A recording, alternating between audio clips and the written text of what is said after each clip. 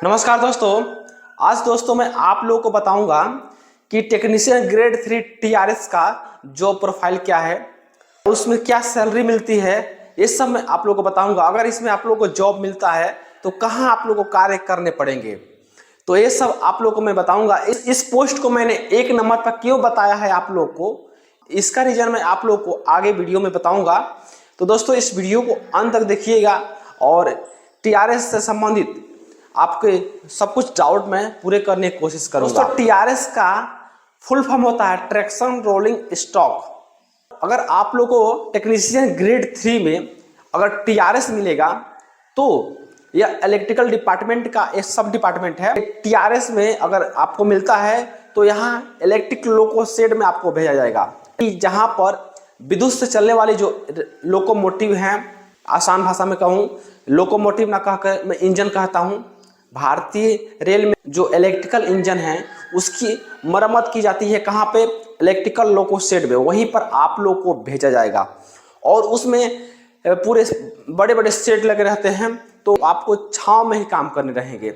Other जो कर्मचारी हैं लाइन वाले, उन लोगों की तुलना में ये अच्छा होता है क्योंकि छांव के अंदर ही आप लोग काम कर रहे हैं, पूरा ऊपर शेड लगा हुआ है, तो आप बेहतर अपने आप को महसूस करेंगे। इसलिए मैं इसको अच्छा बताता हूँ।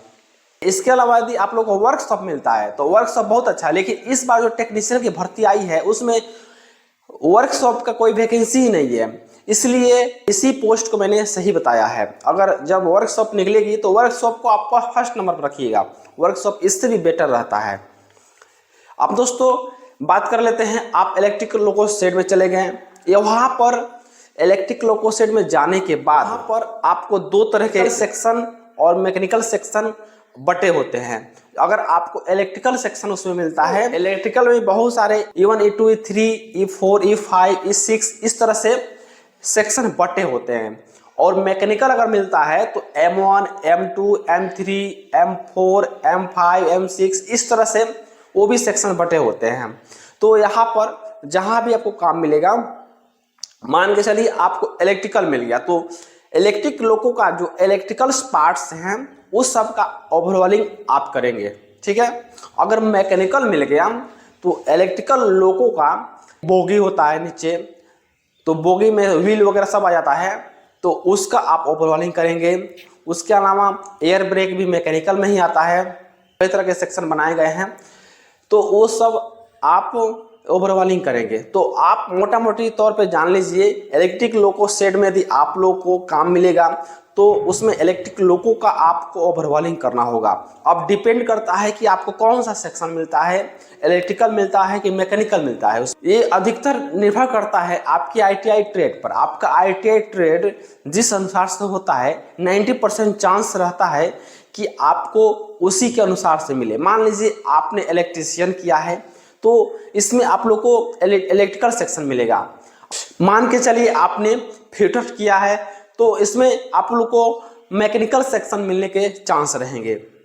सबसे पहले हम लोग जान लेते हैं कि इसमें ड्यूटी कितना देर करना पड़ता है। तो यहाँ पर 8 घंटे ड्यूटी होता है, पर अधिकतर यहाँ पर 3-4 घंटे में आपका काम हो जाएगा। बाकी वहाँ पर आप रहिए अपना समय पूरा करने के लिए, क्योंकि ये फिजिकल वर्क है। तो फिजिकल वर्क में जहाँ भी काम रहता है वो इसी तरह से 3-4 घंटे में समाप्त हो जाता है। सुबह आपको 8 बजे से ड्यूटी रहेगी और 5 बजे तक रहेगी, लेकिन आपका काम 12-1 बजे तक हो जाएगा। इसके अलावा यहाँ पर शिफ्ट ड्यूटी भी चलता है। उसके अलावा यदि आप नाइट ड्यूटी करना चाहते हैं तो कुछ सेक्शन में यहाँ पर नाइट ड्यूटी भी लगता है, 1 या 2 सेक्शन में नाइट ड्यूटी चलता है।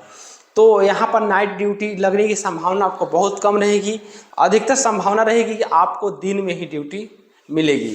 तो यहाँ पर एक इंजन में ग्रुप बना के काम करते हैं, मतलब अनेक टेक्नीशियन वहाँ काम करते हैं। पूरे टेक्नीशियन मिलके उस लोगों को जिसको जो काम मिला रहेगा वो करेंगे। उसके बाद एक शेड्यूल फॉर्म भरना रहता है, जिस प्रकार से गाड़ी शेड्यूल में आई रहती है, ये IB IC TOH IOH इस प्रकार के शेड्यूल में इलेक्ट्रिक लोको आती रहती है और उसका शेड्यूल किया जाता है। इलेक्ट्रिक लोको शेड में काम मिलता है तो आपके कपड़े गंदे होंगे, पर एक रूम बना होता है, उस रूम में आप अपने कपड़े को रख सकते हैं, हैंगर में लगा सकते हैं या कांटी ठोक के उसमें अपना कपड़े को रख सकते हैं। जब आप ड्यूटी पहुंचिएगा तो ड्यूटी पहुंचने के बाद आपने जो कपड़ा पहना है अच्छा वाला, वो कपड़ा निकाल करके जो कपड़ा आप रखे हैं वहाँ पर काम करने के लिए, उस कपड़े को बदल लीजिए, पहन लीजिए और पहन करके अपना काम कीजिए। काम होने के बाद फिर से अपना जो से कपड़ा पहने गए थे उसको पहन लीजिए। तो यहाँ पर कपड़े गंदे होंगे, इसलिए एक कपड़े रखने होते हैं सभी को। उसके बाद एक लॉकर मिलता है, लॉकर में आप अपने सामान को रख सकते हैं। सामान क्या हो सकता है, आपके पास जो टूल है उसको रख सकते हैं, आपके और भी कुछ सामान है उसको आप रख करके उसमें लॉक कर सकते हैं, ये फैसिलिटी है। उसके बाद इसके अंदर आप लोग को पानी वगैरह की समस्या नहीं रहेगी, घर से पानी लेकर नहीं जाना पड़ेगा। और भी डिपार्टमेंट में हैं तो उनको पानी लेकर साथ में चलना पड़ता है। उसके बाद यहाँ पर एक और फैसिलिटी है कि तो अंदर ही एक कैंटीन बना होता है और कैंटीन में बहुत उचित दर पर आप लोग को नाश्ता और खाना मिलता है, तो यहाँ पर उसकी भी व्यवस्था रहती है। उसके बाद दोस्तों यहाँ पर शौचालय की भी व्यवस्था रहती है। उसके बाद दोस्तों हम लोग सैलरी की बात कर लेते हैं। अगर आप लोग को टेक्नीशियन ग्रेड 3 TRS मिलता है तो कितनी सैलरी आप लोग को मिलेंगे, तो यहाँ पर बेसिक पे होता है 19,900, उस पर 50% अगर DA जोड़ते हैं तो 9,950 रुपये होते हैं। करेंट जो DA है उसके हिसाब से मैं बता रहा हूँ। उसके बाद ट्रांसपोर्ट अलाउंस यहाँ पर आप लोग को 1,350 रुपये मिलेंगे। उसके बाद HRA की बात कर लेते हैं, तो HRA आप लोग को यहाँ पर 3 प्रकार से मिलेंगे। जैसे कि XYZ होता है, 3 प्रकार की सिटी होती हैं, एक सबसे छोटा, उससे मिडिल वाला, उससे सबसे बड़ा शहर। तो आपको जिस प्रकार से शहर मिलता है, जिस प्रकार से आप क्षेत्र में रहेंगे, उस प्रकार से यहाँ पर आप लोग को HRA मिलेगा। तो HRA यहाँ पर अभी वर्तमान में 9, 18 और 27 चल रहा है, यानी 1800 मिनिमम जो सबसे छोटा शहर है वहाँ पर। उसके बाद 3600 जो मिडिल वाला शहर है। उसके बाद सबसे बड़े शहर में अगर रहते हैं तो वहाँ पर आप लोग को 5400 मिलता है। 1800, 3600, 5400 इस प्रकार से यहाँ पर आप लोग को HRA मिलेंगे। तो मान लीजिए आप मिडिल वाले में शहर में जाते हैं तो मिडिल वाले शहर का कम से कम आपको 3600 रुपये यहाँ पर जरूर मिलेंगे।